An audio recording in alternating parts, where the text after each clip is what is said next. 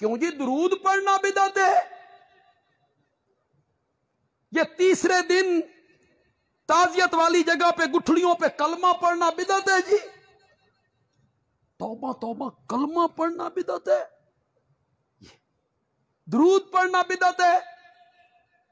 अब लोगों को कैसे समझाया जाए? दीन वही है जिस पर मेरे नबी ने मोहर लगाई, जो सहाबा से साबित, मेरे नबी से और सहाबा से साबित नहीं। बजायर कितनी ही खूबसूरत बात हो, दीन का काम नजर आ रहा हो, सवाब का काम नजर आ रहा हो, वो दीन नहीं बनेगा। क्या बनेगी? बिदअत हो।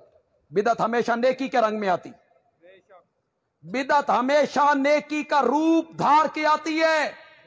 इसलिए हर गुनाहगार को तौबा की तौफीक मिल जाती है, बिदती आदमी को तौबा की तौफीक नहीं मिलती।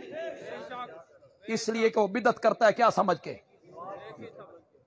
अगर मैं समझाने में कामयाब हो जाऊं और ये मेरी तकरीर के आखिरी अल्फाज हों, कितने लोग समझेंगे दीन के नाम पर पुरानी बातों को आगे लाना, इसका नाम सुन्नत है।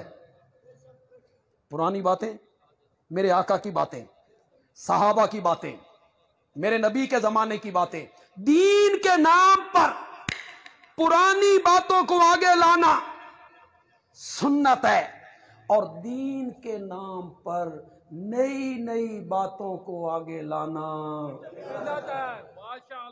पुरानी बातें आगे लाएं, नबी पाक के दौर की बातें आगे लाएं, सहाबा के जमाने की बातें आगे लाएं, वो सुन्नत है। और दीन के नाम पर नई नई बातें, वो बिदअत है।